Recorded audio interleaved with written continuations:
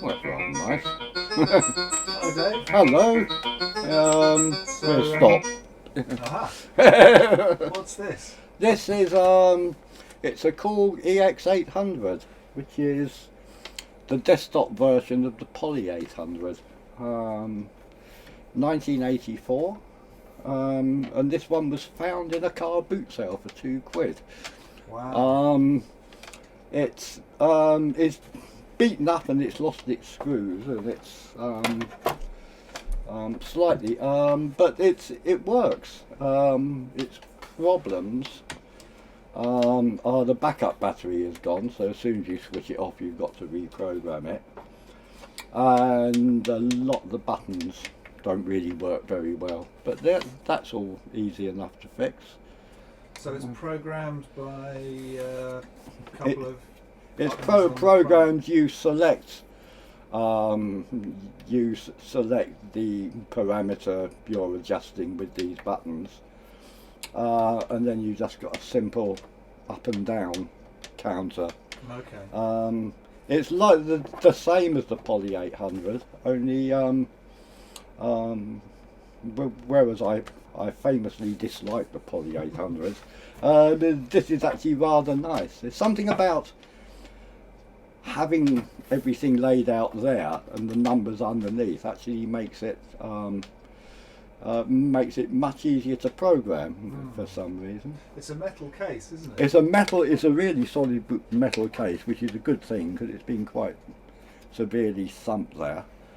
But the whole thing inside is the whole thing is just far higher quality than the Poly 800. Oh. I've not tried them side by side myself, but I have heard that they actually sound better than the standard Poly 800 as well.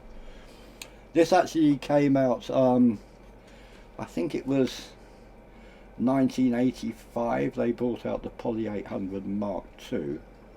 And this kind of came between the two, so if anything it's a Poly 800 Mark II in a box. Right. Rather than the main difference was the original Poly 800. The MIDI implementation was very basic. I mean, basically note on and off, and that's it. Whereas this accepts sysx files, so you can save and load patches over MIDI, Okay. and you can actually now, there seems to be some argument, and I'm not sure yet because I haven't had a chance to try it, whether you can actually modify all these parameters over MIDI or not.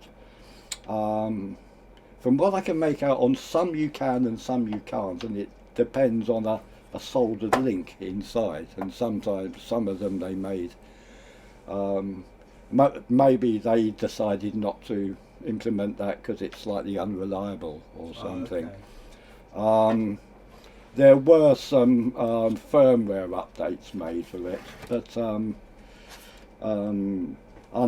unlike these days, the operating system is in that chip there, and you have to reprogram it using UV light in a special programmer, so it's not easy. Using UV light? Using UV light. We should do something on UV programming sometime. We should. 'Cause it's, they were doing that in the 80s. That sounds like it's from the future. Yeah, no, no, it's from the deep past. Okay. It's yes, it's how you they used it a lot for old Scion handheld things. You needed a UV programmer to wipe your memory in Wow. it. It's Okay. it's very common back then in the 70s and 80s. Well, and later as well. But yeah. But it Yes, looks to me yes, like, enough of that for now. The big advantage this has over the Poly 800 is just the layout and the feel of working. The layout, and you've not got that really nasty keyboard. You know, Yeah. you just plug in any keyboard. They were so plasticky, weren't they? Yeah, yes, and but this is a good solid piece of kit. It's the circuit board is about twice as thick, and Okay.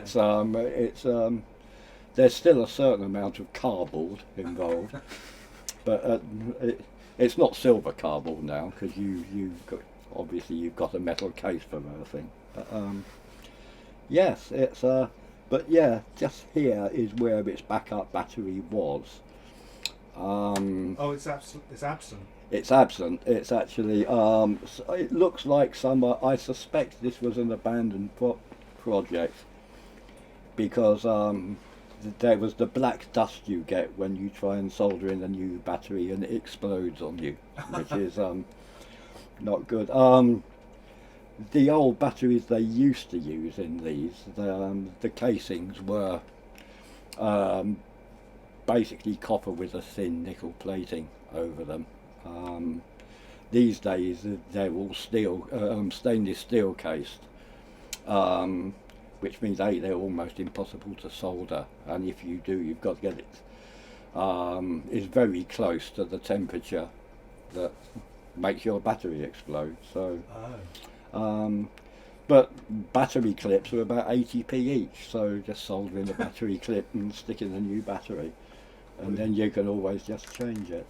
So that's what you're going to do. You're going to put. That's what that needs a new backup battery, and a lot of its buttons aren't that happy anymore.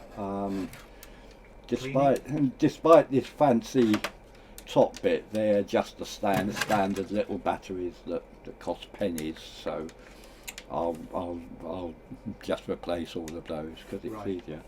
It's lost a couple of battery of button tops, but that's not that important. One mod we are probably going to make on it is to replace these up and down buttons, which are really irritating, with a rotary controller. Oh, okay. Which is very simple to do. That'll be loads better. Yeah. Why wouldn't they have done that in the first place, I wonder? Because this is cheaper. This is it's very much cutting, despite the fact it's a lot more solid than the Poly 800.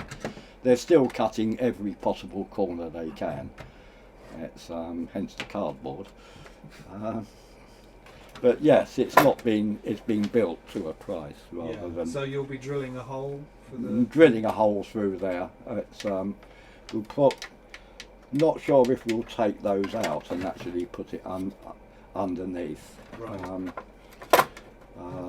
But yes, we'll think about that. Okay. Yeah. So the £2 find in a car boot sale. Yes, it's actually. Although it looks, apart from some panel beating on this corner, the case would probably clean up nicely as well. All the printing's good. I mean, it's filthy, but apart from that, it all seems quite good. Right. Not sure about. I've not had a chance to check all these switches yet either. They'll probably need a good clean, I would imagine. But yes, you can. So the moral of the story is you can actually still find weird synthesizers in car boot sales. Yes. Under a £5. Yes, it happens. Can be done. Yeah. They're out there somewhere.